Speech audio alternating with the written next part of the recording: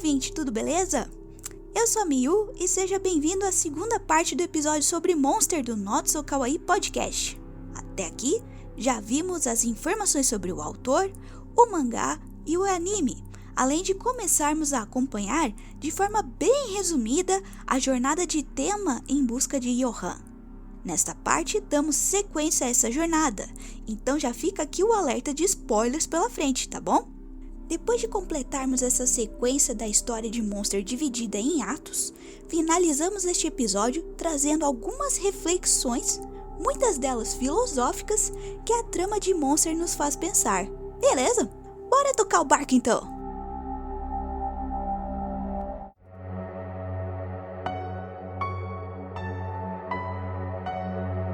Aqui a gente já passa para a apresentação de um outro novo aliado para o tema, que é o psicólogo Gillen, que ele é um psicólogo criminalista ou forense. Eu não sei se ele é forense ou criminalista. Alguém fala aí, ouvinte, por favor, o que é a nomenclatura correta? Mas eu acho que no mangá tá criminalista. Pois é, daí eu fiquei com dúvida, na verdade, só. Ele é um ex-colega do tema na faculdade, na mesma faculdade, mas não acho que no mesmo curso, só tinha algumas disciplinas talvez que fossem ao encontro. Ele desconfia do tema, mas acaba acreditando nele e dando pistas da situação do Yohan. A situação do Yohan seria de uma pessoa carismática que acaba por isolar e persuadir assassinos para fazer o que ele deseja e deve ter encontrado a família perfeita para ficar e alcançar algum objetivo. Aqui a importância do Gillen é porque, assim, ele estava já estudando vários assassinos de vários casos importantes, né? Em serial killers mesmo, né? E tinha coincidências de que alguns começavam a falar: ah, não, tinha um amigo que entrou com uma correspondência comigo. Eu achava estranho no início, mas achei ele interessante. E de repente começaram a vir alguns comandos, né, do que eu tinha que fazer. E eu me submeti a esses comandos, porque eu entendia que ele era o meu único amigo, meu único aliado, a única pessoa com quem eu podia contar e falar das minhas coisas, né?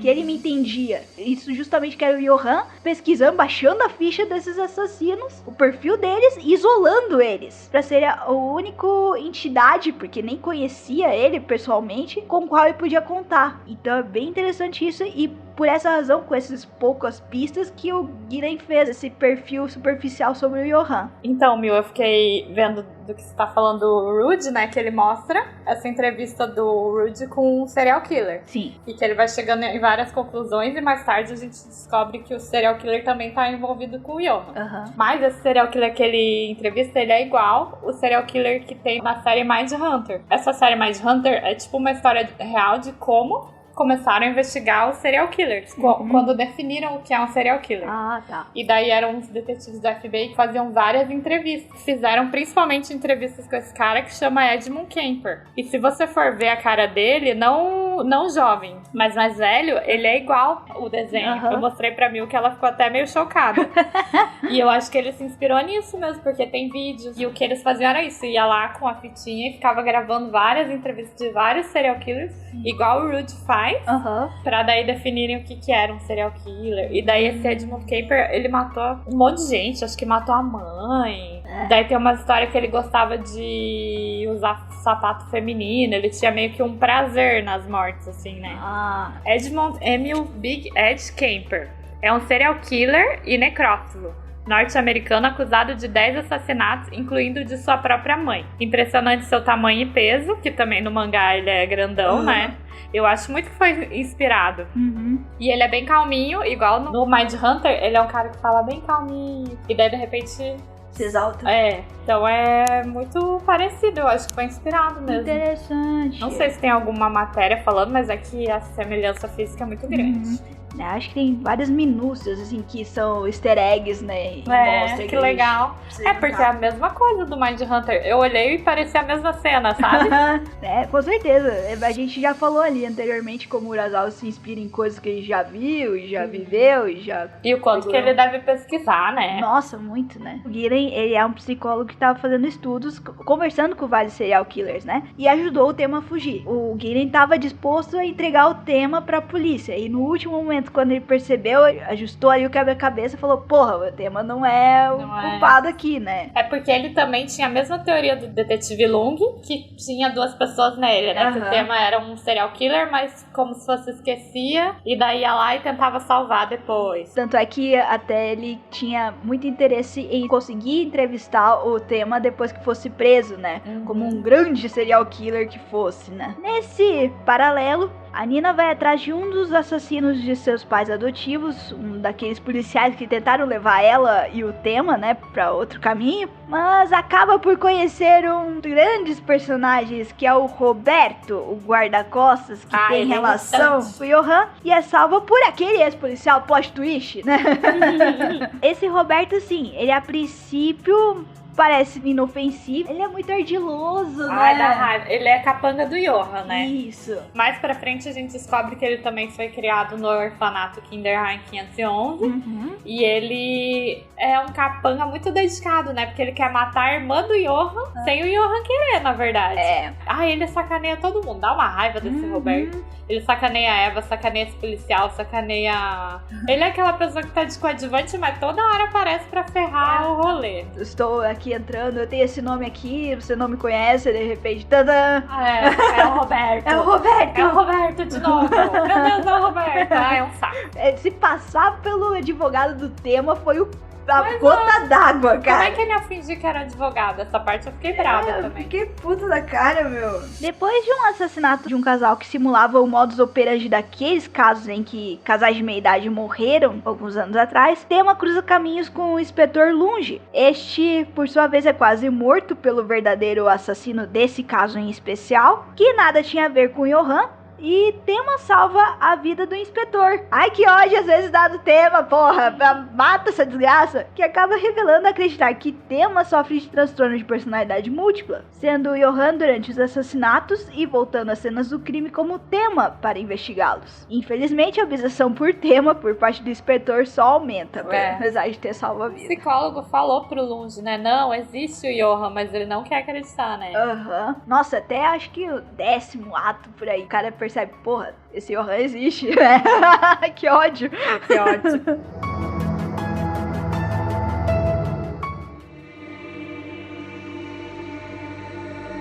A gente volta a encontrar a Eva, não sei o que. E aí ela tá na sarjeta, óbvio, né?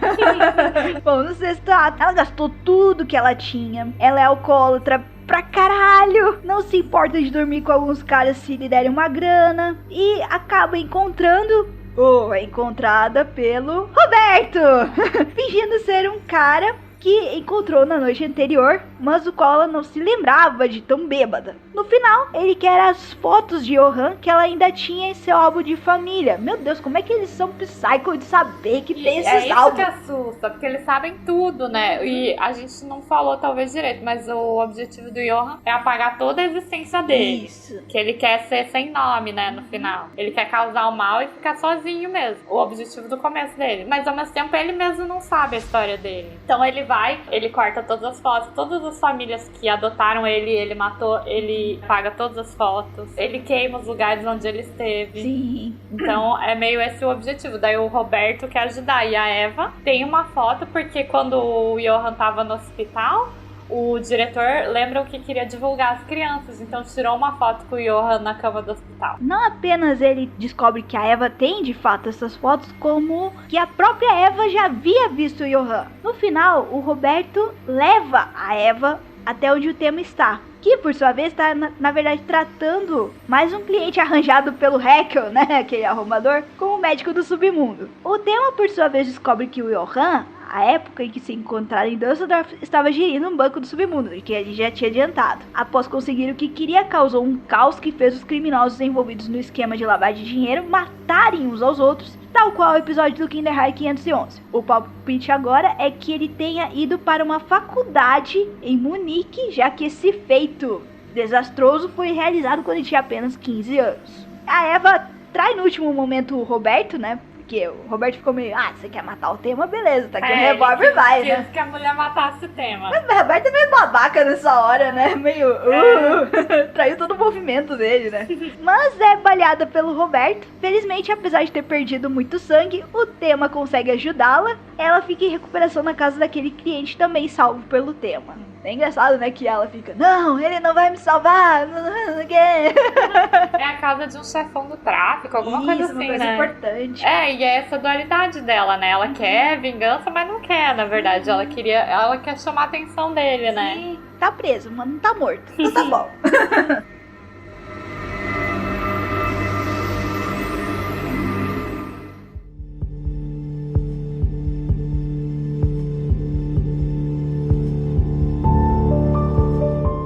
No sétimo ato, nós temos agora o núcleo de Munique, em que nós somos apresentados para o Carl Newman, um dos estudantes contratados para ler em latim livros para o rico Hans Schuwald, que tem uma visão extremamente debilitada. Tem pais adotivos, mas foi para Munique a fim de conhecer o seu pai biológico, que ocorre de ser o próprio Hans. Só que o Hans não sabe. Este vive com muita culpa de ter deixado a mãe biológica de Carl morrer. Uma prostituta que batalhou muito para manter o seu filho quando criança tanto quanto podia, mas teve de deixá-lo aos cuidados de uma amiga quando se viu perigosamente perseguida. Foi de lar em lar até ter seus pais adotivos de agora. Na verdade, ela não era prostituta, né? Ela era uma agente espiã, né? E aí se deu todo um imbróglio que ela foi assassinada. O Johan está como estudante do curso de Direito, mas que é onipresente do filho da mãe. E se dedica a cuidar das crianças de um orfanato por perto. Haja orfanato na Alemanha, Nossa senhora, mas também pós-guerra, né? Você imagina que tem umas famílias meio destroçadas também, né? E entra em contato com o Carl e acaba sabendo de sua história com o Schuwald, o que causa a estranha cena dele chorando. Eu fiquei meio, que isso, Johanna? É tipo assim, pelo menos no traço, né? Ele chora, mas não tem emoção mesmo. Não tem nem sobrancelha franzida, É sabe? tipo um choro perfeito, a pessoa chora bonita, assim. Não é igual aos outros personagens que é um... Debulhando, assim, né? Quando o Naoki Urasawa expressa o choro mesmo, a cara fica toda feia, Sim, assim, né? Fica bem desfigurado. É bem expressivo. No final, né, a gente achava ali pela rota que o Johan ia assumir o papel de filho, mas não, hoje não, né? Hoje eu vou acabar reaproximando pai e filho e conseguir a confiança lá no tal Schuwald e tornar-se secretário desse sujeito. Nossa, essa parte é foda, né? Porque você acha que ele vai fingir que é filho e você tá assim, filha da puta, é o outro que é filho, não sei o quê. Daí, de repente, não, ele quer ser secretário desse pessoal. O que ele quer? É, né? E, tipo, ele engana você duas vezes nesse arco, porque primeiro você acha que ele tá preparando um outro menino pra ser filho. Sim. Daí ele faz o menino se suicidar. Daí você vai lá e acha, então ele vai roubar mesmo o lugar. E ele pega, lembra que ele pega o chaveiro? Sim, o chaveiro de coelho, né? É, porque é a única coisa que é a prova que o menino é filho do ricão, né? Sim, porque o rico tinha dado isso pra mãe, aí a mãe deu isso pro filho. É a única coisa. É a única coisa, um chaveiro de patinha de coelho. O Johan pede, né? Fala, então deixa, guarda comigo. Gente, você fica assim, e daí não, né? Nossa, é dois plot twists, assim. Eu me senti assim, ó. Esse cara é bom. Parabéns. Eu não sei o que é o Johan quer, mas... Chegamos uns dias depois e começa a surgir uma série de casos em que crianças morrem caindo de prédios. E isso começa a ser noticiado. Nossa, E o Dieter tem contato com uma dessas crianças. Acaba descobrindo que é o Johan que tem ensinado essas brincadeiras maravilhosas, nos quais implanta aqueles valores, né?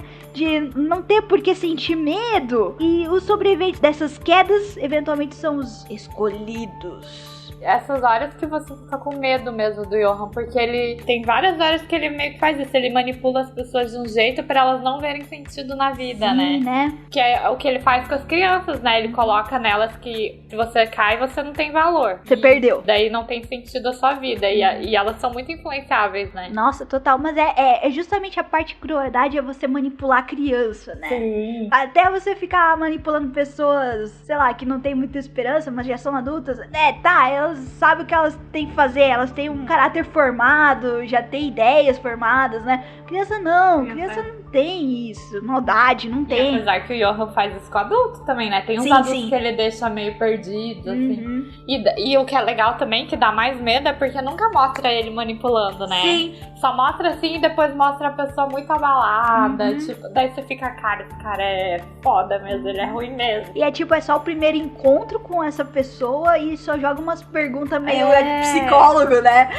Como se ele tivesse, assim, que é o que falam no começo, né? Que ele entende o mecanismo das pessoas, assim. Como se ele fosse um gênio disso, né? Sim. Que daí é o que te dá medo, né? Alguém pode vir só falar umas coisas e te deixar no lixo. O Johan é uma pessoa que sabe muito sobre as pessoas que ele vai se envolver. Ele sabe exatamente quais são elas e ele puxa a ficha delas. Hoje, como por exemplo, a gente tem vários dados nossos aí jogados na internet e a gente não sabe nem onde é que a gente passou, né? Nesses últimos 10 ou 20 anos, que a gente foi jogando login em tudo que é lugar, foi jogando dados porque achou legalzinho, colocar, fazer testes, não sei mais o que, né? De repente surge alguém e te joga dados que você nunca contou pra ninguém. Que medo que dá isso aí. Sim, a pessoa sabe que a gente lê o Monster, assim, né? Tipo... Tá na busca do Google, sei lá. Mas você não tá preparado pra alguém vir e falar, tipo, por exemplo, não, eu sou rico. Você vai pensar, por que a pessoa vai mentir? Na nossa cabeça não faz sentido. Então a gente realmente é meio cobaia de alguém assim. Se for o Johan, ainda que é o mal absoluto, todas essas pessoas que sofrem golpe, né? Você pensa que burro, mas não é que é burro, é porque você... A gente acaba dando 10% de confiança, né? A pessoa tá vindo falar com você, é porque quer alguma coisa legitimamente, sabe? E se tá tudo preparado, um estratagema pra te enganar, você vai cair. Tem a parte do hospital clandestino, mais uma quest, que é o hospital clandestino de imigrantes ilegais asiáticos, com aquela médica adolescente vietnamita. É legal essa quest. É interessante, porque o pai era o dono da clínica, né? Infelizmente ele morreu. Ela assumiu essa clínica porque o pessoal tava ali se machucando, não tinha condição de ir pro hospital alemão, porque uma vez que se apresentasse pras autoridades ia ser deportado, né? Ela resolveu assumir isso aos 17 anos. Não tinha nem curso de medicina e tava lá se virando porque, sei lá, deu a curiosidade nela de ir pegar e devorar os livros do pai dela, assim, de medicina e tratar as pessoas que estavam em volta da comunidade dela, sabe? Então, bem bonito. Bem nobre. Foi muito legal. E aí o tema entrou ali, de repente, na clínica, já tava com o seu rifle de precisão, inclusive, lá, né? Ah, o que o senhor tá querendo? Nada, não tô carregando nada aqui. Coisa básica, né? E resolveu ajudar ela ali no meio do perrengue, né? Na verdade, ela tinha alguma informação que era importante pra ele, né? E também tinha os negociantes japoneses na Alemanha, que também era mais um capítulo da side quest aí do inspetor Lunge, né? Tentando entender como é que japoneses se comportam. Isso é bem idiota. Muito idiota! Ele descobre as coisas fingindo que é a pessoa, né? Ah, eu sou um doutor que é também um demônico. O que eu vou fazer? Ai, mas já... Eu sou japonês. Cala a boca, velho! Você não sabe que é japonês, velho. Mas eu achei interessante também essa inserção. O que tem, na verdade, tanto de vietnamita na Alemanha. Veio da proposta, uma proposta parecida com a que teve lá do ocidental com os turcos. Quem convidou os vietnamitas para vir para lá foi a Alemanha Oriental, já que o Vietnã foi obrigado a apoiar o socialismo. O Vietnã, ele também teve esse problema de o oriental ocidental, melhor, o Vietnã do Norte e o Vietnã do Sul, né, no meio dessa Guerra Fria. Esse movimento ocorreu principalmente em função da Guerra do Vietnã, que durou de 1955 a 1975. Para além do filme do Rambo, né, que não fala nada, este foi um conflito protagonizado pelo Vietnã do Norte, apoiado pela União Soviética, a China e outros aliados comunistas, e pelo Vietnã do Sul, apoiado pelos Estados Unidos, Coreia do Sul, Filipinas e outros aliados anticomunistas, sendo esta considerada uma das tantas guerras por procuração da Guerra Fria. Na década de 50, quando o pau tava comendo, a Alemanha Oriental firmou um acordo com o Vietnã do Norte para seus estudantes participarem de programas de estudos e profissionalização. Desta forma, poderia aumentar a mão de obra na indústria local e exercer a nobre causa de auxiliar países mais pobres do bloco socialista. Mentira! Há relatos de que os vietnamitas foram super bem recepcionados nessa primeira leva, mas os programas tinham prazo de validade e uma vez expirados era necessário retornar ao país asiático. Na década de 70, houve um segundo convite e no decorrer daquela década, cerca de 10 mil vietnamitas embarcaram para a Alemanha Oriental com a promessa de serem qualificados profissionalmente. Todavia, os relatos são de que nesse segundo momento, e vamos lembrar que década de 70 teve crise econômica, a recepção dos alemães já foi bem diferente, com olhares de desdém. Ainda assim, a oportunidade valia muito a pena porque... se o cidadão médio no Vietnã poderia ter uma renda anual de $2.000 com muito suor e lágrimas, o mesmo cara tinha condição de fazer $10.000 realizando o mesmo tipo de serviço na Alemanha, até provavelmente com mais dignidade. A queda do Muro de Berlim e a reunificação das Alemanhas podem ter sido um marco histórico muito comemorado mundo afora, mas esse foi um capítulo difícil para os vietnamitas, vez que se tornaram alvo de medidas do governo alemão para não permanecerem por lá. Inicialmente, em troca do retorno, foram oferecidas compensações em dinheiro. Não obtendo o resultado esperado, a Alemanha tentou repatriar os vietnamitas, mas ficou num impasse com o próprio Vietnã, porque agora era ele que não queria seus nacionais de volta. Considerando ainda que cerca de 40 mil pedidos de residência permanente foram negados pela Alemanha nesse período, muitos vietnamitas viveram e ainda vivem como imigrantes ilegais, o que em muitos casos só é possível graças ao apoio da comunidade. Em números recentes, registram-se quase 100 mil vietnamitas na Alemanha, sem contar alemães naturalizados ou que são filhos e netos dessas famílias diaspóricas.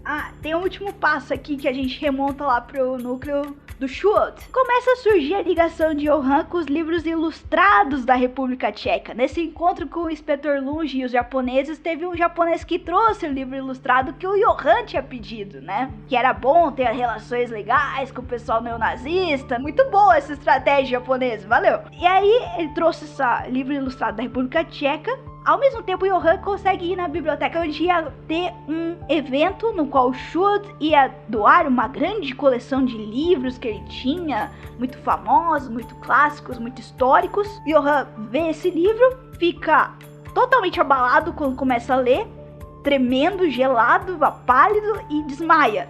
E essa primeira história é o do monstro sem nome.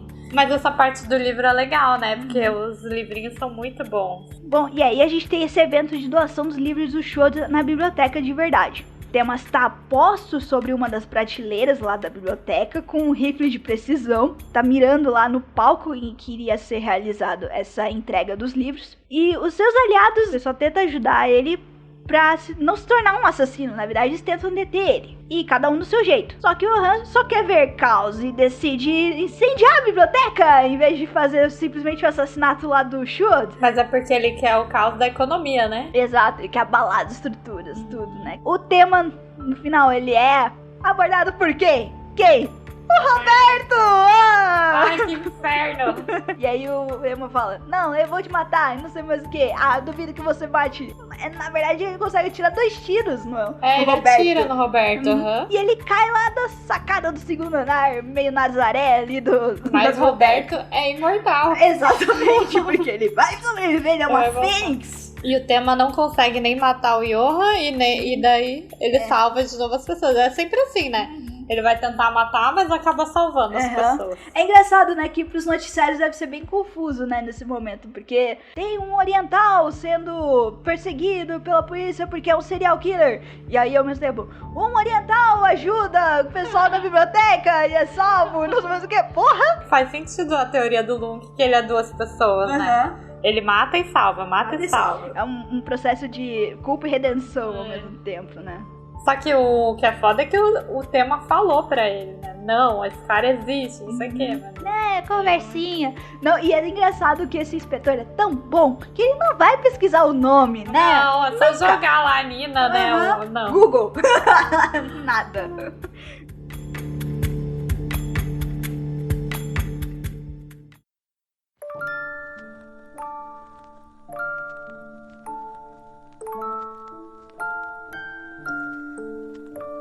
Há muito tempo atrás, existia um monstro sem nome.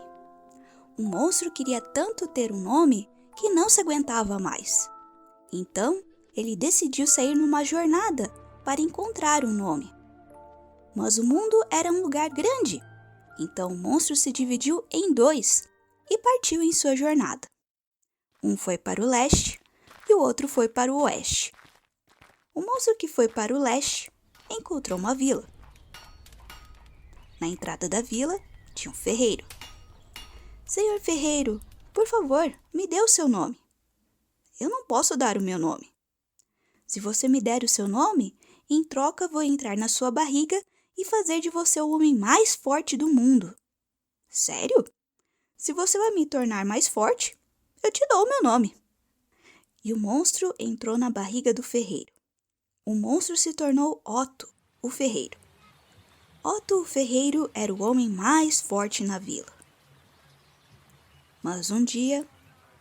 Olhe para mim, olhe para mim. O monstro dentro de mim cresceu esse tanto assim.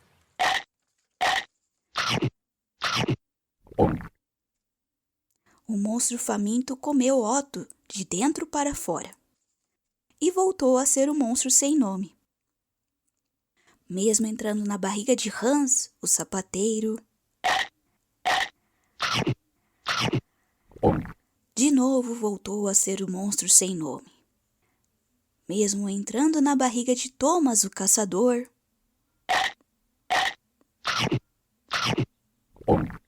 ele acabou voltando a ser um monstro sem nome. Para encontrar um nome maravilhoso, o monstro entrou no castelo. Dentro do castelo, havia um garoto muito doente. Se você me der o seu nome, eu te deixarei mais forte. Se você me curar e me deixar forte, eu te dou o meu nome. O monstro entrou na barriga do garoto. O garoto ficou muito saudável. O rei ficou admirado. O príncipe está bem! O príncipe está bem! O monstro ficou contente com o nome do garoto. Ele ficou contente também com a vida no castelo. E por isso, todo dia, mesmo com sua barriga vazia, ele aguentava. Mas, quando estava com fome demais... Olhe para mim! Olhe para mim! O monstro dentro de mim cresceu esse tanto assim.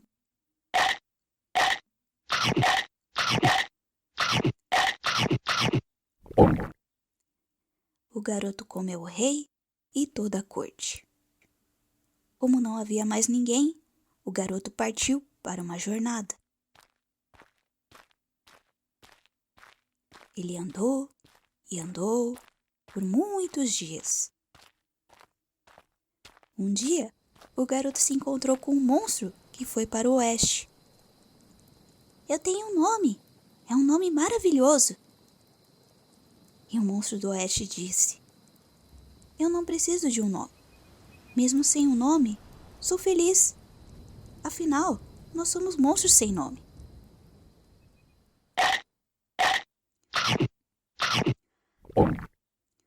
O garoto comeu o monstro que foi para o oeste. Mesmo tendo um nome, agora não havia mais ninguém para chamá-lo pelo seu nome. Johann é um nome tão maravilhoso.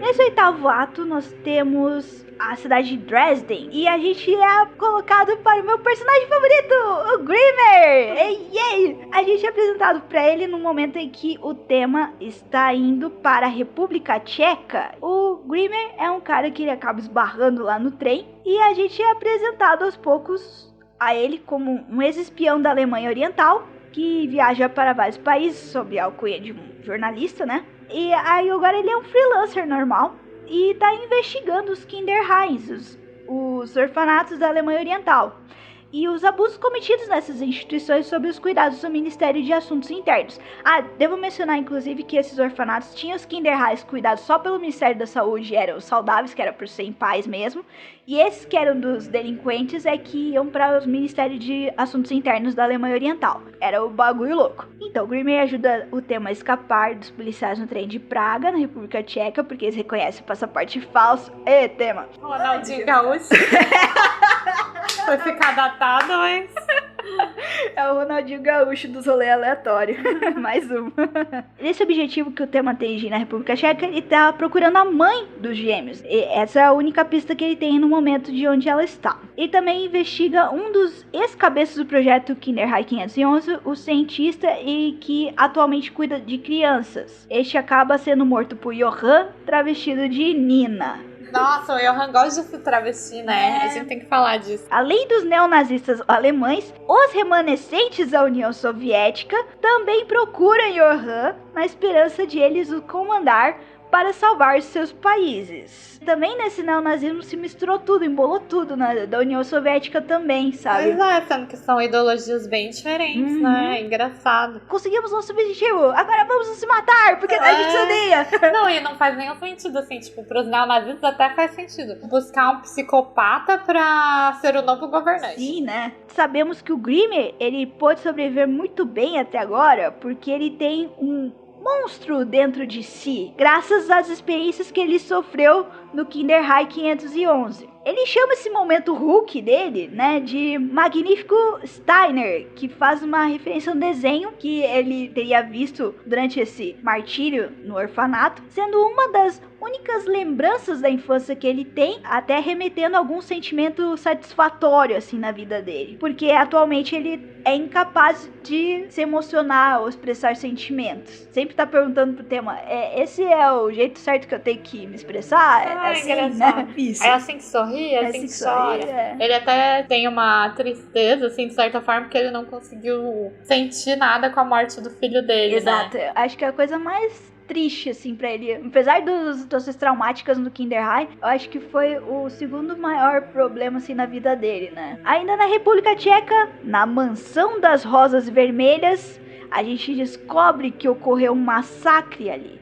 com 46 pessoas mortas. Foram mortas bebendo um vinho durante uma comemoração do sucesso do projeto de fazer com crianças perfeitas nascessem, né? Esse era o primeiro processo do Kinderhai, que era da parte neonazista. Que foi quando nasceu o Johan e a Ana, né? Exatamente, onde nasceu eles. Era lá que ocorreu os seminários de leitura promovidos por Franz Bonaparte, o idealizador do projeto, a quem Johan, por sua vez, chama de seu monstro crescendo fora de si. Quando Johan consegue chegar na mansão, ele encontra o que ele quer fazer, né, digamos, finalmente, porque ele não sabia, né? Matar esse monstro aí. É engraçado esse plot twist, né? Eu não sou o monstro. O monstro é esse aí. É verdade, porque o outro era o monstro mesmo. E no fim não era também. Os restos mortais dos envolvidos no projeto são encontrados enterrados no terreno da mansão, a princípio queimada por Johan. Quem testemunha esse episódio do massacre é a Nina. Quando ela vai pra mansão, ela volta com essas memórias. Mas Johan havia lhe pedido tantas vezes que ela voltasse a narrar o que presenciou naquele episódio, que neste deleite ele assumiu ser a sua memória. Contudo, quem foi arrastado por Kinderhai 511 foi de fato o Johan.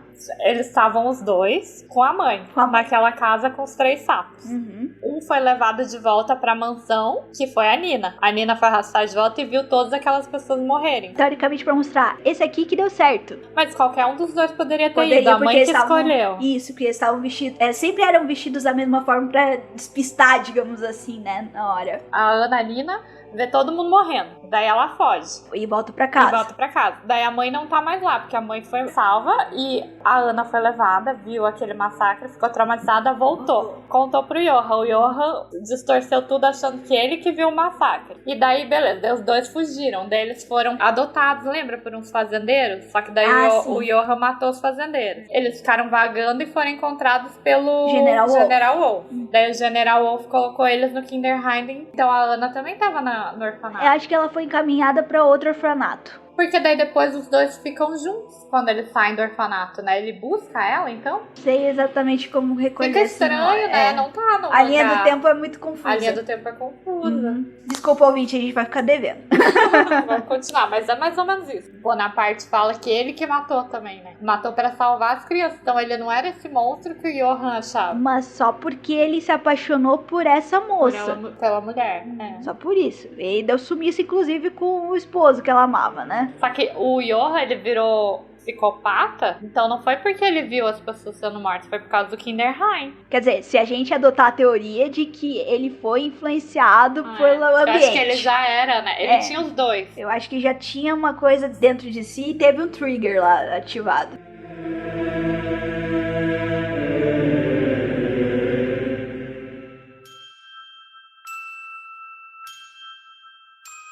Nesse último ato, nós temos Johann indo atrás do seu grande objetivo, o Franz Bonaparte, o verdadeiro autor dos contos nihilistas que tanto abalam os sobreviventes do Kinderheim 511, tanto quanto aqueles que participavam dos seminários de leituras. Foi a partir da fascinação com esses momentos que a maioria dos cabeças de organizações neonazistas soviéticos foram atrás do Johann. Grimmer, Inspector Luge e mais tarde Tema e Anna chegam por diferentes caminhos à pacata cidade de Hohenheim para tentar conter um massacre, o qual seria promovido por Johann e Roberto como um laboratório e também uma forma de demonstrar ao Franz Bonaparte, que estava escondido na cidade, os resultados do que ele criou.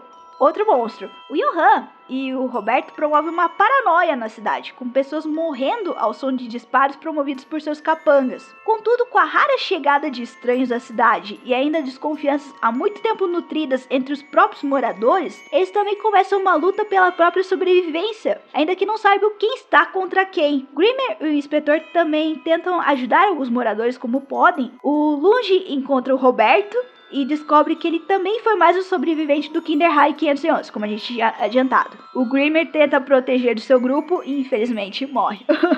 Perdi meu personagem favorito. Foi um arco muito bom. Foi legal. E no final ele morre conseguindo chorar pelo filho. É tão legal. Foi muito lindo, cara. Ele começou a mostrar os sentimentos quando... Eu até pulei aqui a parte, né? Do side quest do pequenininho lá, que tentou ajudar ele. O Milosh. O Grimmer tem vários side quests também, né? Que ele ajuda outro orfanato. Tentando salvar o menino. Nesse ato último, ele fica triste de verdade, assim. Ele consegue sentir, ele chora abraçado no menino e foi maravilhoso! É muito bom esse personagem, de verdade. E aí, finalmente, Johann e Tema se encontram na cidade, né? Já tá todo aquele sistema dramático, com chuva caindo, enchente prestes a entrar na cidade junto, tudo errado, né? Johann instiga Tema a realizar o seu desejo, que era desde o início, que ele o matasse com um tiro na cabeça. Desde o princípio, ele tava sempre lá apontando a testinha aqui, ó. Ana chega e diz ser capaz de perdoar o Johann, mas este aqui já entende ser tarde demais, depois de tudo que ele já fez. Johann diz que Tema pode ver o cenário do apocalipse e Johann também, por isso Johann julga digno de matá-lo. Consegue entender a solidão dele, né? Todo o processo dele. E, teoricamente, essa jornada foi proposta pelo Johann pra meio que o Tema sentir as coisas um pouco, né? Da forma como o Johann sentia. Ou pelo menos sabendo da história do Johann, o que o Johann sentia, né? Como Johann estava ameaçando um garoto que tinha conhecido lá na cidade, apenas não estava nos seus planos que o pai do garoto fosse quem atirasse nele na cabeça, no último ato de decência como pai. Sim, porque esse pai era um pai bêbado, agredia o filho, era horrível. Tadinho, as crianças todas desse mangá são tão maltratadas. Muito maltratadas. Foi um plot twist que a gente não tava esperando, porque a gente queria, sim, você matar um, vai matar o outro, é isso aí. E de repente surge ele do nada. Eu achei que ia ser o Roberto de novo. Eu também, mas o Roberto tava morto já. Graças a Deus, ele foi morto. Mas eu olhei, não, o Roberto. Realmente a pessoa mais inusitada, porque você nunca ia pensar que o cara ia salvar o filho dele, né? E ainda ele disse que tava vendo um monstro do lado dele. Ou seja, é esquizofrênico pra piorar toda a situação. Não, mas é legal que foi tudo preparado pelo próprio Johann, né? Que ele deu armas pra população pra que se matassem. E ainda ficou fomentando o ódio. A polícia, então, chega logo depois. E o Johann ainda tá vivo, mesmo inconsciente. Desgraça não morre fácil. A equipe médica, então, pede ajuda pro Tema como neurocirurgião. E este está num dilema para socorrer o Johann. Quem o autoriza, então, é a Nina, falando uma vez mais que o Tema não estava errado na sua decisão de salvar o Johann criancinha e não estaria agora, prosseguindo com seu salvamento como médico. E vamos para o futuro. A mãe de Johann e Anna está viva. mas com uma doença psicológica não determinada que está comprometendo as suas memórias. Tema, que agora trabalha para o Médicos Sem Fronteiras, a encontra na clínica onde ela mora e reporta sobre a situação de Ana. A mãe lutou com todas as condições que lhe eram possíveis para proteger seus filhos e conta a Tema os nomes que deu às crianças originalmente. Que não mostra. Desgraça. Pode ser Joana e Marcos. Mas não Decida, tem. Continuam sem nome as crianças. Logo depois, ele visita um Johan acamado e inconsciente após a cirurgia. Mas parece que o seu fantasma ainda não descansa. Depois de saber da sua história, o que não sabemos se é uma figura real ou ilusória de Johan, pergunta a Tema: apesar de estarmos nos portando e vestindo iguais, será que a minha mãe sabia quem dos gêmeos ela estava mandando para o Kinderheim? No sentido de que será que poderia ter sido diferente? Será que ela me amava? E tudo termina em mistério quando mostra que alguém saiu de seu leito de hospital. Ai, esse final é tenso, né? Puta merda! Primeiro que o Johan levanta, daí você fica apavorado, né? Tipo, é súbito assim. E ele pergunta com raiva: será que é sonho ou aconteceu? Eu fiquei indo e voltando pra ver. Não, mas... E daí tá faltando uma página aqui? Daí depois mostra lá embaixo o Tema indo embora do hospital, como se fosse uma câmera, né? Sim. Que vai do Johan, daí mostra o Tema, daí volta e o Johan não tá mais lá. Tem toda essa metáfora, né, da criança que não tem nome e o que ele queria tanto mostrar pro Tema, porque ele podia matar o Tema a hora que quiser. Então, na verdade, o que o Johan tava buscando desde o começo é esse nome, né? Essa história dele. Conseguiu no final. Todo mundo descobriu a história dos dois, que era bem sinistra mesmo. Então, supre o que ele queria mesmo. É um monstro... sem motivos, né? Ainda é um monstro porque a gente não sabe, né? Se ele conseguiu ou não o que ele queria. É que, digamos, justamente a ideia de monstro é porque é da natureza dele continuar fazendo o que faz. Não precisa ter razão de ser para acontecer. A gente tem uma visão lógica porque ele tinha um objetivo até então. Mas a partir do momento que ele é uma pessoa sem objetivo, ele continua fazendo o que ele continua fazendo. E é por isso que dá medo, né? Porque se a gente tivesse... então, sei lá, o Tema chega lá e fala: seu nome é Henrique, tá? E daí ele, obrigado, sempre quis saber, agora eu não sou uma criança sem nome. Mas não teve isso. Tipo, acabou, ele some e você ainda não sabe o que ele quer. Exato. E é por isso que dá tanto medo. É uma angústia do que agora, o que esse cara vai fazer? Sim. Né? Ele vai voltar, ele vai virar um mestre de não sei o que, vai... Até fica aquela ideia, né? Você tá vivo ou tá morto, né? Porque podia ser o do leito do hospital vazio, podia ser tipo uma coisa ele morreu, né? Mas não explica isso também. Também não. Tipo assim, filha da puta. Fica aquela interpretação livre. Fica bem livre. Não sei, qual que é a tua interpretação? Então, eu peguei um spoiler do Another Monster nesse sentido, né? Ele mas tá vivo. Agora é um spoiler mesmo. Tá. Bom, a Milk não se aguentou e já gritou. Ele tá vivo! Pra quem não queria ouvir. Tá bom, mas não tem problema. E aí, como é que é no Another Monster? Conta. Ele comenta assim, eventos que ocorrem antes do Johan e da Ana nascerem e depois de tá rolando a trama de Monster. E eventualmente como esse jornalista tá sabendo demais, né? Obviamente ele é um obstáculo na situação do Johan, né? Ele tá perseguindo uma pessoa que tem um outro nome. Mas como a gente já tem um histórico e o Johan assume outros nomes conforme ele vai indo de cidade em cidade, né? A gente já assume que é ele. Esse jornalista tá já falando coisas tipo: eu tô me sentindo perseguido, não sei mais o que, alguém tá me olhando e tal, mas não sei identificar. E de repente ele acaba, misteriosamente, os seus relatos, como se fosse o Urasawa como colega dele, encontrando no quarto de hotel uma folha de papel com aquele último conto que a gente vai ter em lista. Que é aquele último da casa, do Hohenheim lá? Não, é uma inédita. Inédito. Vou querer ler.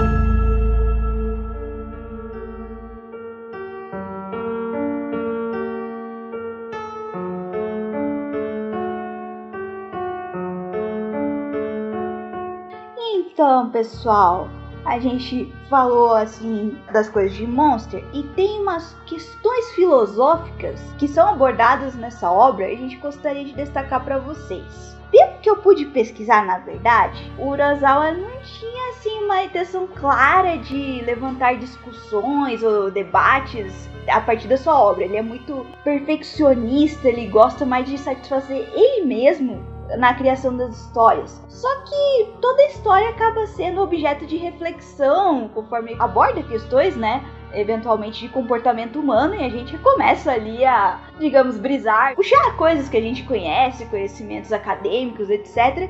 Então a gente resolveu puxar algumas coisas que, digamos assim, levantou o nosso interesse em relação à obra. Uma dessas questões é o estado de natureza do ser humano. Tem um ramo da filosofia que é o contratualismo, que é a questão de entender como é que o ser humano se estruturou como sociedade. E isso está na base do direito porque, teoricamente, a gente tem esse contrato social que, em algum momento da humanidade, a gente toma esse acordo de suprimir um pouco da nossa liberdade para conseguir conviver em sociedade e estabelecer o Estado como poder legítimo sobre nós, para manter uma convivência pacífica entre a gente. Nessa discussão, a gente tem os estados de natureza como sendo o nosso, digamos, estado selvagem, como a gente seria se não tivessem as leis. Tem alguns filósofos que pensaram sobre isso, que são contratualistas, que cabem dentro dessa história de Monster, porque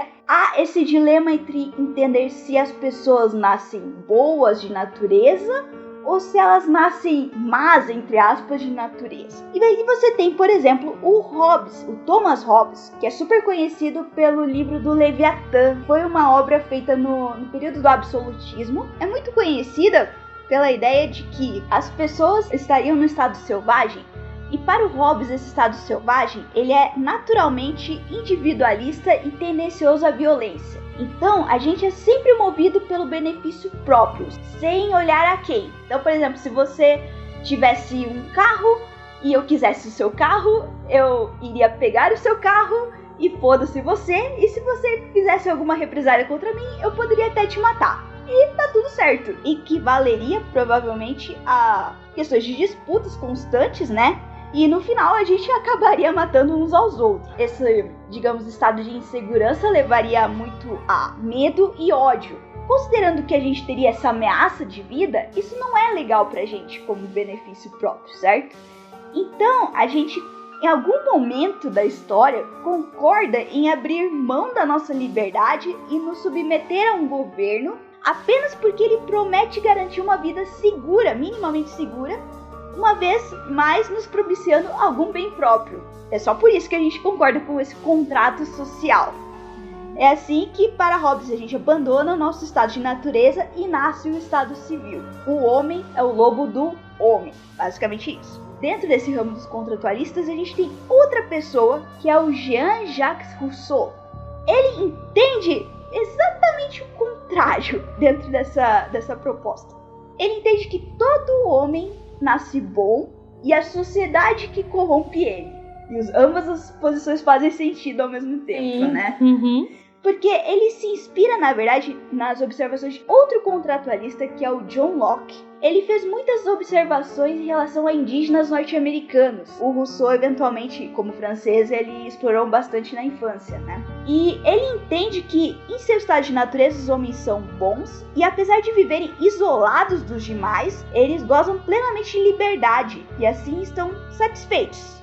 Este seria o bom selvagem, na teoria do Rousseau, que é inocente e incapaz de praticar qualquer maldade. Tudo muda quando alguém, de repente, em algum momento da história, pega uma fração de terra, coloca uma cerca em volta e reclama que aquilo lhe pertence. Uma hora um terreno faz divisa com o outro e começam as disputas, as desigualdades e a violência.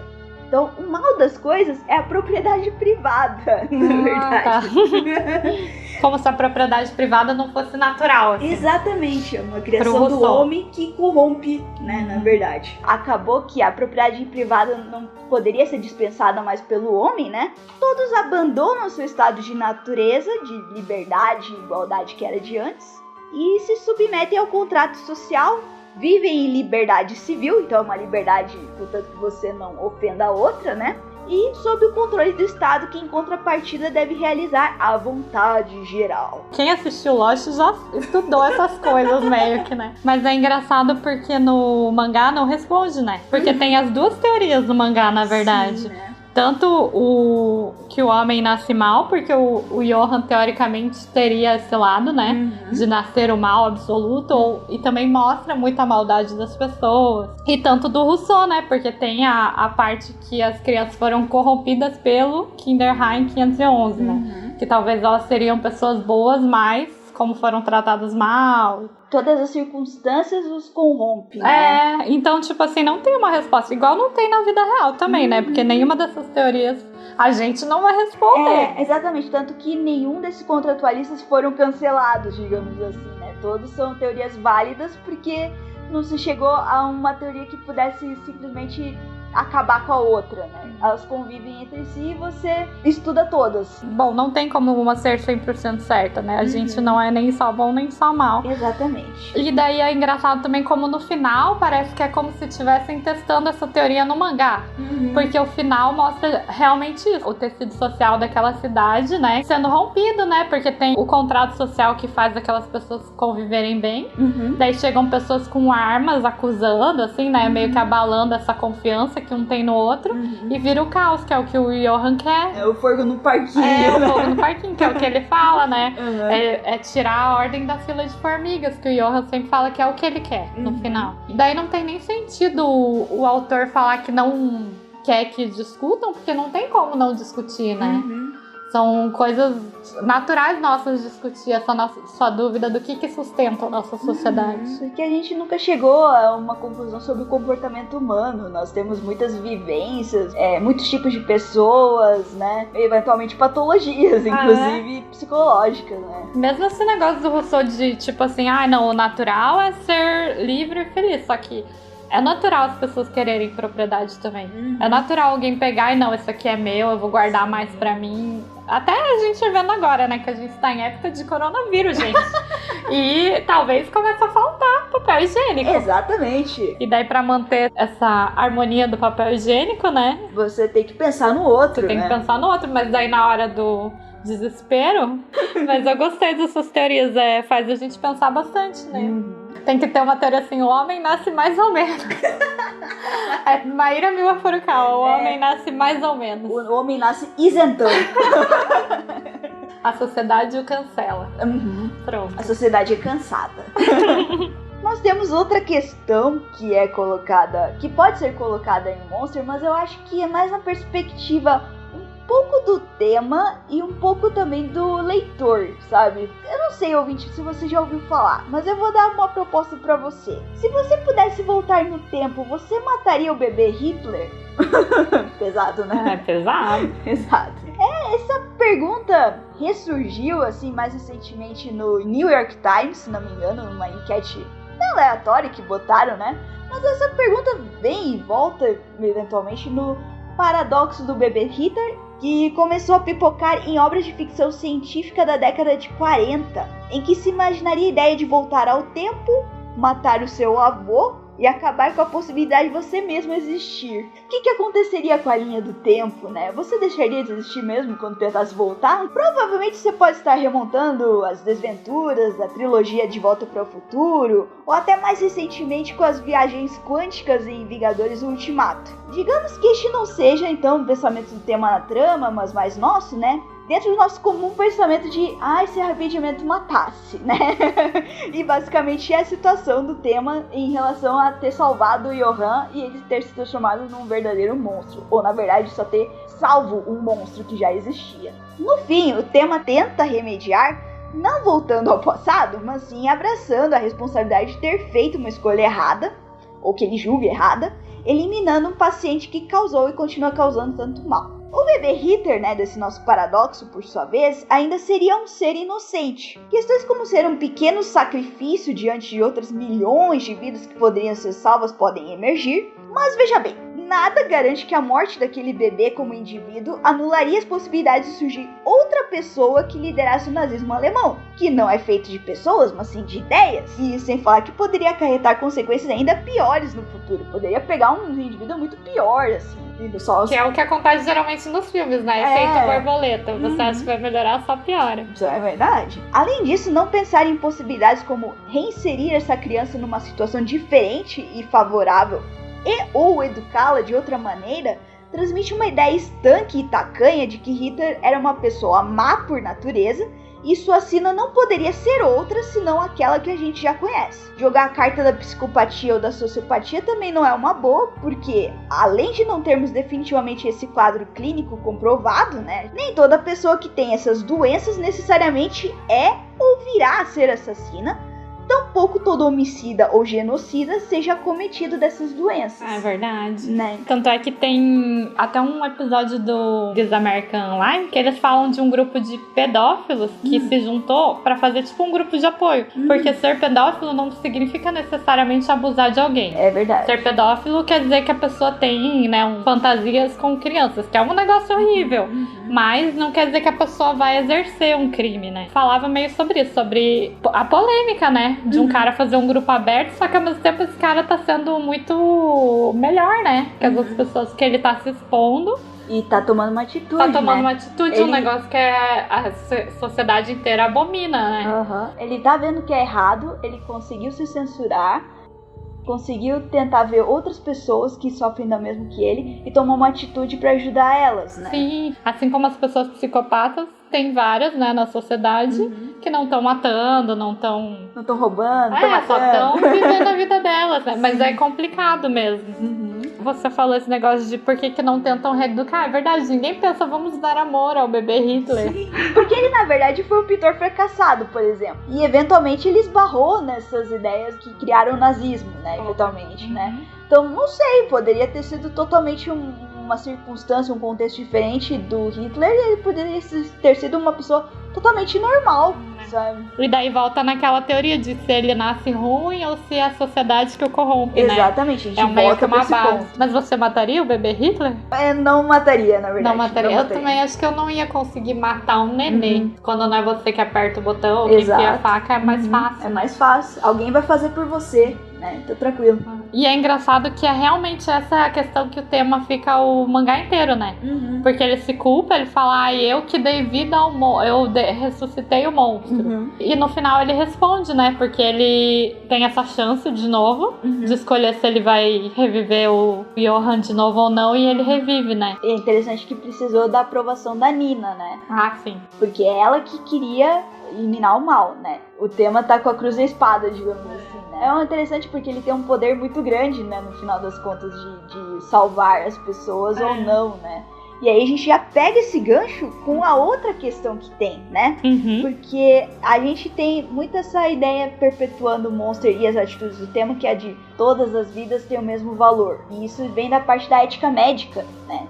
E que é uma coisa que perpetua muito a personalidade e o comportamento do tema a partir do que ele vai fazer, né? Perpetua quando ele tá querendo decidir se ele vai matar uma pessoa ou não, aí vai deixar não só de ser um médico, mas também de um ser humano, né? Na teoria da cabeça dele, né? Essa questão da ética médica é muito colocada pela deontologia, que na verdade é uma ideia muito propagada ou ficou mais popularizada com o Immanuel Kant, que é um filósofo alemão. E a deontologia foi estudada por ele no século XVIII e a sua etimologia vem do grego deon, que significa dever. Muitas vezes chamado de ética do dever, a deontologia defende que ações são certas ou erradas de acordo com a sua conformidade a princípios morais, independente das suas consequências práticas. Por exemplo, um deontologista pode afirmar que é sempre errado mentir, mesmo se essa mentira dê um resultado positivo. Então, por exemplo, se você colocar na parte do tema, eu acho que ele não poderia escolher qual pessoa que ele poderia tratar. Ele vai ter que tratar porque é o dever dele, é o dever ser dele. E até combina com ele porque, igual a gente falou, né? Ele é tipo o personagem santo, o personagem que é todo certinho. Quando na verdade, se você for pensar, e se viesse um parente seu, você não ia querer atender antes? Não que médicos não atendem parentes, né? Sim. Mas numa situação, né, que só tivesse ele de médico no mundo, sei lá. Não é tão 100% certinho, Sim, né? ninguém é robô. Para o Kant, agir por dever é a maneira de dar à ação o seu valor moral. E sendo assim, a perfeição só pode ser atingida por livre vontade. O imperativo categórico no domínio da moralidade é a forma racional de dever ser, determinando a vontade submetida à obrigação. Então você faz a obrigação, mas na verdade desperta da sua vontade. E é exatamente o que o tema faz, né? Dentro dessa ética médica. Essa teoria então quer dizer que as pessoas querem ser boas. Isso, você tem um conjunto de regras, você sabe esse conjunto de regras e você, por a sua própria livre e espontânea vontade, se obriga a realizar toda vez, em todas as suas condutas, essas regras. Talvez sejam as pessoas certinhas, que seguem a lei, que realmente querem manter o tecido social, né? Sempre tem quem não quer. Mas aí é uma questão, assim, até moral, sabe? Entendi. Essas pessoas seriam antiéticas. Isso, quem não quiser está furando com a ética. Entendi. Ou seja, o Kant argumentava que para agir de forma moralmente correta tinha de se agir por dever e que não era pela consequência das ações que as faziam certas ou erradas, mas sim a motivação das pessoas que a fazem. E que essa motivação dever deveria ser intrinsecamente boa e boa sem qualificação. Então aquela ideia do eu vou pular a fila pra botar o meu parente ali na frente pra ser atendido por mim, aí já seria antiético, ia quebrar tudo com a deontologia. O princípio mais comumente citado que pode ser atribuído à deontologia na medicina é o princípio da santidade da vida, que determina que o valor da vida é maior do que todos os outros valores e que todas as vidas têm o mesmo valor. Essa posição é raramente adotada por praticantes da medicina, embora ninguém provavelmente negaria que todas as vidas têm valor. Eu tô tentando, mas às vezes, falha, né? Porque tem coisas que é fácil de ver, né? Por exemplo, no mangá, é fácil de ver que chega um senador e um trabalhador pobre e ele escolhe o pobre, então ele não tá cumprindo. Mas tem coisas que são muito mais complexas, né? São estruturas que são criadas pra não atender o pobre e os ricos sempre serem atendidos. Uma sociedade inteira antiética. É muito estanque o do Kant, né? É muito irreal com o ser humano. Eles colocam o modelo perfeito, mas eles esquecem que tá lidando com seres humanos, sabe? Sim. Não dá. Realmente é uma teoria que não abrange a imperfeição. E aí a gente tem no nosso Brasil, Zil, né? O Código Brasileiro de Deontologia Médica, surpreendentemente, que é de 1984. Na verdade, se você for curioso e pegar uns 3 minutos para ler esse código, que é bem curtinho, vai poder identificar uma enxurrada de violações sendo cometidas dentro do hospital no qual o tema trabalha. Mas não é necessariamente que você precisa manjar desse código para captar a escrotice lá dentro, né? Contudo, vamos nos limitar à ideia das linhas éticas que justificam a forma de pensar do tema na qualidade de ser humano e médico. Tem lá no Código Brasileiro o princípio 1. O médico exerce nobre e elevada profissão, sem discriminação de qualquer natureza, com plena consciência de sua responsabilidade para com o paciente e a sociedade. O princípio 2. O alvo de toda atenção do médico é o paciente, em benefício do qual deverá agir com o máximo de zelo e o melhor de sua capacidade profissional. Isso contraria, por exemplo, todas aquelas primeiras falas daquele doutor que fica lá apadrinhando o tema, né? Que fala, o importante é a nossa formação acadêmica, não sei mais o que. O importante é curtir. Depois que a gente vê o paciente, não tem nada a ver isso. Mas o médico tem que ser um santo, de certa forma, né? Ou mais próximo disso, em referência para a sociedade, né? No artigo 11º. É vedado ao médico no exercício de sua profissão deixar de atender paciente em circunstâncias nas quais o médico está obrigado a fazê-lo. O tema é capaz de tomar certas atitudes que, se estivéssemos no lugar dele, pode ser que a maioria de nós questionasse se faria o mesmo. Todavia, é extremamente coerente quando se percebe que em nenhum momento da sua jornada, por pior que fosse a situação, ele traiu a si mesmo ou seus valores.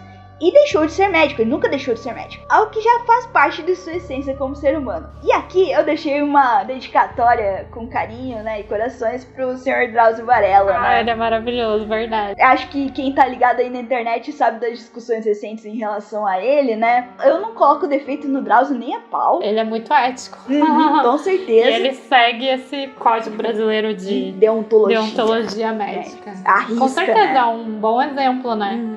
Até ele falando sobre abraçar ou, tipo, não avaliar que crime uma pessoa faz. Quem tinha responsabilidade com relação a uma matéria é o jornal, né? Desculpa aí, quem tem que fazer a pesquisa é o jornal. Como médico, ele considerando que o abraço faz parte de um tratamento, vai abraçar qualquer paciente. Exatamente. Fala aí, gente. Eu sei que o episódio já tá longo, mas desde que gravamos ele, eu lembrei de algumas referências que não pretendo tratar com profundidade por aqui, mas que vale a pena só por provocar uma coçadinha na sua cabeça, beleza? Bom, temos um médico e alguém que é referido como um monstro tantas vezes durante a história, além das desconfianças sobre os casos serem frutos de um transtorno de múltipla personalidade. Isso lembra a obra O Médico e o Monstro, O Estranho Caso do Dr. Jekyll e Sr. Hyde, escrita em 1886 pelo escocês Robert Louis Stevenson. É um livro curtinho, dá pra achar fácil aí na internet, e vale a pena não só pelo seu valor literário, como também por tratar da dicotomia entre bem e mal, coisa que a gente já tá tratando, né? Com a metamorfose de um renomado membro da sociedade em um ser asqueroso e cruel, questiona-se se dá para dissociar de forma tão objetiva assim o que pode ser, na verdade, as faces indissociáveis de uma mesma moeda. O outro ponto que eu lembrei de falar é sobre o tal do cenário do apocalipse que o Johann, vez ou outra, cita e parece desejar que determinadas pessoas também vejam. Num primeiro momento da leitura, eu não tinha entendido bem o que ele queria com isso, mas aí, conforme vai, né, a gente lembra de uma citação do filósofo alemão Nietzsche, que é mais ou menos assim: quem combate monstruosidades deve cuidar para que não se torne um monstro. E se você olhar longamente para um abismo, o abismo também olha para dentro de você. Olha, talvez você mesmo, ouvinte, já tenha ouvido e interpretado essa frase aí de algumas maneiras. Fica aqui o alerta também que eu ainda não tive a oportunidade de estudar Nietzsche a fundo, mas queria dar uma leve pincelada sobre o que essa frase quer dizer e também dar uma chutada sobre o que esse cenário do apocalipse vem a ser, tá bom? Mas é só um palpite. O Nietzsche se debruçou muito na crítica ao niilismo, uma corrente filosófica que, em geral, entende que a existência humana é desprovida de qualquer sentido. Digamos que no niilismo, ao pensar que se vai morrer, ou seja, a sua própria existência vai acabar, meio que tudo que foi vivido, isso é sonhos, propósitos, conquistas, valores, tudo perde o seu sentido. Se a única certeza que a gente tem é que a gente vai morrer, então, já em vida, nada do que se vive parece fazer sentido. Naquela frase lá do Nietzsche, o monstro e o abismo se confundem na figura do niilismo e o seu vazio de valores. Parece também que com o cenário do apocalipse que o Johann tanto quer que certas pessoas vejam e que provavelmente é a sua visão de mundo desde sempre. Aquele que combate constantemente esse vazio pode eventualmente tornar-se tão vazio quanto, por isso deve-se tomar muito cuidado, é o que Nietzsche diz. Dá para relacionar assim com o dilema na jornada do Tema, que fica entre a cruz e a espada. A sua morte em vida seria violar o seu princípio basilar de que todas as vidas têm o mesmo valor, o que aconteceria se ele atirasse na cabeça de Johann. Claro que essa é uma interpretação bem rasa e o Nietzsche tinha uma outra proposta, se opondo a valores transcendentais, metafísica, cristianismo, mas já tá bom de brisa, né, por hoje. Você que foi a pessoa que me inspirou a ler Monster. O que é a sua opinião sobre Monster? Bom, eu reli agora, né, pro podcast, depois de muito tempo, que eu lembro que eu li bem jovem e tinha ficado muito impressionada. Jovem de que anos? No ano que meio que saiu, eu acho que eu comecei a comprar. Da Conrad, né? Então 2006. Um pouco mais pra frente, acho que eu já tava uns 2008, mais uns assim, jovem, né? Jovem. Faz 10 anos. Ah, Jesus! Eu gostei muito, né? E realmente ele aborda umas coisas, mexe com a gente, né? Até a gente não falou tanto das histórias, mas as histórias que tem mais metáfora, né? Tanto é os livros infantis, te fazem pensar muito, né? Mais nessa parte de bem e mal, do que é certo, se uma pessoa, tipo assim, tem direito de ser má. Por exemplo, igual a segunda teoria lá que você leu do Rousseau, sei lá, se a pessoa tem um ambiente ruim, né? Que seria natural também ela ser má. Não é, às vezes não é nada que você controle também. Algumas pessoas más é o natural da sociedade. Eu gostei muito. É um mangá muito bom, que eu recomendo pra todo mundo ler. E que parece um filme, né? Os quadros são muito bem feitos, o suspense é muito bem encaixado. O monstro é apavorante. Fui ler à noite, eu ficava meio com medo. Começa a olhar em volta, assim, é que dá uma sensação ruim, né? Não é que você sabe que não é um fantasma, alguém que poderia entrar na sua casa, mas é essa sensação que eles falam no mangá mesmo, do mal. Que é um negócio que às vezes a gente não entende, mas ao mesmo tempo a gente tem. É isso, eu gostei muito. Eu também gostei bastante de Monster, assim, eu fiquei muito grata, inclusive deixo público aqui o agradecimento a Mila por ter me apresentado a história. Eu não conhecia o Urasawa Naoki até então. Realmente, quando eu falei assim no início, eu acho que é uma obra que o pessoal não costuma citar direto quando fala em referências em mangá ou anime, né? Eu acho até injusto, porque realmente ele é muito reconhecido até internacionalmente, né? Muito mais do que até muitos outros artistas que são aclamados, assim, pelos otakus. Fica aqui o recado indireto. Vocês precisam conhecer mais o Urasawa pra fazer esse serviço público pra se autoajudar, né? Porque é muito profundo. Mostra, assim, que o mangá pode ser uma obra de diferentes dimensões, assim. Você pode usar exatamente papel e caneta pra fazer umas coisas surpreendentes, né? Não ficar na mesma receitinha, na mesma fórmula comercial como o Urasawa realmente não gosta, né? Eu fiquei, assim, realmente inspirada com a ideia do Urasawa, porque eu tava num momento, assim, muito estanque em relação à criatividade, por exemplo. Quando eu fui ver as obras de Monster, eu comecei a ver, nossa, como é legal, né, que a gente pode fazer, tipo, quase um filme, como você falou, né, dentro dessa visão dos quadrinhos, né. Eu acho que eu tô sendo meio injusta, talvez porque eu não conheço outros autores que façam isso no quadrinhos nacional ou internacional fora do Japão, né. Mas, pessoalmente, o Urasawa me surpreendeu nesse quesito, né? E até interessante porque já chegou a citar nas entrevistas que quando ele começa a imaginar uma história, ele fica, eu imagino o trailer dessa história primeiro. Eu fico anos e anos formulando a história até chegar aquela cena que eu imaginei naquele trailer. Sei lá, 8 anos depois eu botei aquela cena que eu imaginei lá no início, sabe? Nossa, que legal, né? É um trabalho mental também. Exatamente. O cara é genial. Eu fiquei xingando aqui no início, mas ele é perfeito, então eu fico com vontade de xingar porque ele é perfeito porque demais. É muito impressionante a obra mesmo, as expressões, o impacto emocional que causa, né? Não é fraco, assim, é um negócio que poucas obras transmitem. Eu realmente fico imaginando como é que o pessoal acompanhou no Japão capítulo por capítulo, esperando cada mês ou cada semana, não sei como é que era a frequência antigamente, né? Sabe aquele furor que tem por novela, né? Isso aqui você acha que vai acontecer com esse jeito e tal? É a mesma coisa que eu sinto com Monster, sabe? É verdade. É muito legal, é a Avenida Brasil versão mangá. Imagina essa cara do Dr. Tema. Enfim.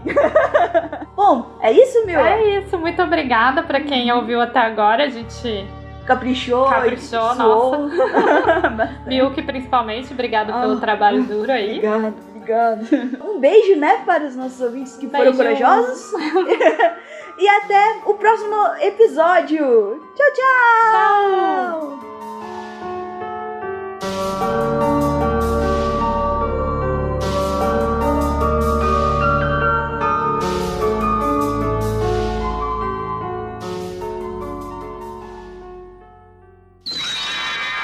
Oi pessoal, aqui é a Mila. Tô passando para avisar que quem quiser deixar um recadinho pra gente, nós temos Twitter e Instagram. É só procurar o @nskauaipodcast. E também temos e-mail, nskauaipodcast@gmail.com. Um beijo!